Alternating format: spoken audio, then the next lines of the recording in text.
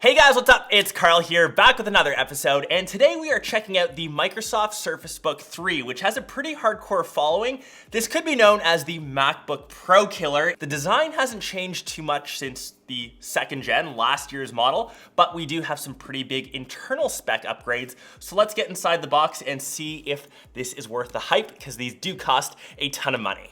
And in case this is your first time checking out the Surface Book, it's kind of known for detaching from the base, and all of the main CPU components do live in the screen, whereas the bottom houses the keyboard and the external GPU. So it's a true two-in-one. You can use it as a standalone laptop, and of course, as a tablet with its own dedicated OS of Windows. So we've got the Surface Book up top.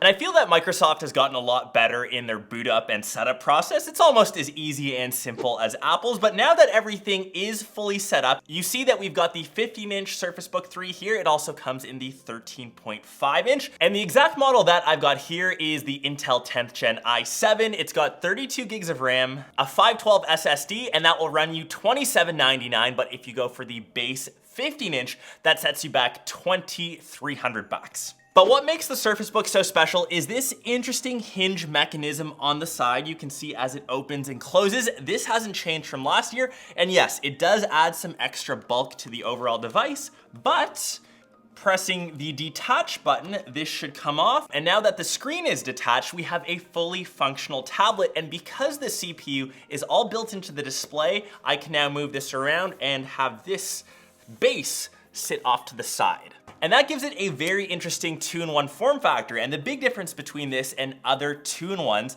like I mentioned, the internals are on the inside, so we're not losing too much power. And of course, you can still do every single one of your day-to-day tasks as a standalone tablet.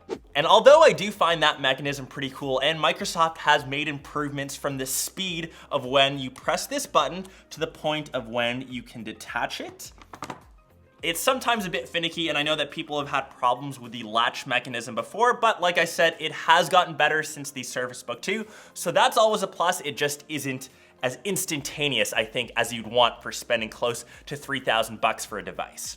But even with that little drawback, I think a lot of reviewers fail to mention some of the key benefits of having the internals or the CPU inside the display. And the first thing is simply heat dissipation. All of the heat, usually when you're using a laptop, goes right into the bottom, whether it's sitting on your lap, your balls, wherever you happen to have your laptop. That area tends to get a bit hot, and I wish I had a thermometer. The base of this doesn't get too hot, and you are keeping your lap, wherever, your chest, I don't know where people hold their laptops, that stays nice and cool, so that's always a plus. And the second thing being the audio, and although the speakers on the Surface Book aren't the best, they are built into the display. So when you do watch content, you're watching a movie, you're playing games, the sound output kind of corresponds to where that video output comes out of. And that's a bit hard to describe on a video, but I think most people kind of get what I'm saying. And the third reason, which kind of corresponds to the first, which has to do with heat dissipation, all of that is built into the top, so you never have to worry about blocking vents. I know that most laptops do have a few problems with getting rid of heat, so that's always a bonus. And maybe fourth, I'm giving off a ton of reasons why this device is great, is the actual keyboard and trackpad. I think they're the best combo that PC laptops currently offer.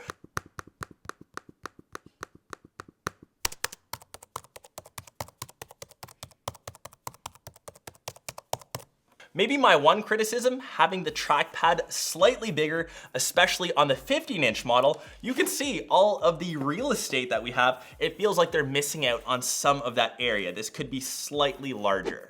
And to the rest of the design, yes, I think that Microsoft could have got away with a slightly larger display. I do think the bezels are slightly too large. I get it, it is a tablet after all. You can use it in a tablet orientation. You need to have some dead space on the sides.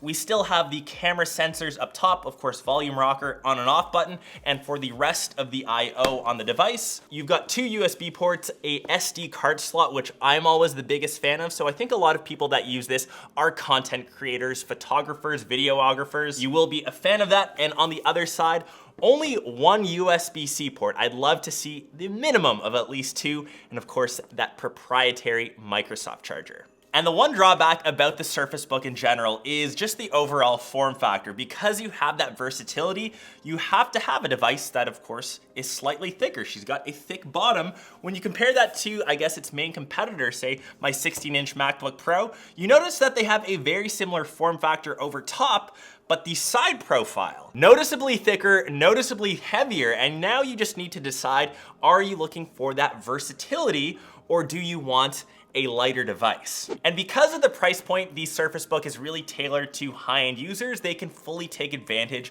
of the specs inside. So health professionals, big shout outs to all you guys that are working the front lines during these times right now. I think this is a great device. Drawing on the display, adding notes, and also great for architects, anyone that's getting into CAD or modeling. But I think more importantly, for a lot of people, you want to see, can this device game? And I know that it isn't marketed as a gaming laptop. There are better options, but we gotta run some COD. I'm able to get some pretty decent frame rates even in COD, which I know is a very graphic intensive game. No problems running Fortnite, and of course, as it is a PC, this blows away what we've got over on the Apple/MacBook side. Battery life wise, you can expect around 16.5 to 17 hours, and if you disconnect the tablet, you can get a couple hours use before you have to reconnect it back to the base.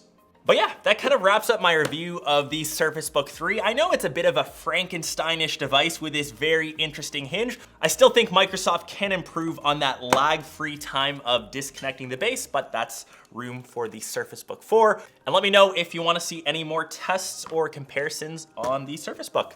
Catch you guys in one of my next vids or vlogs. Peace!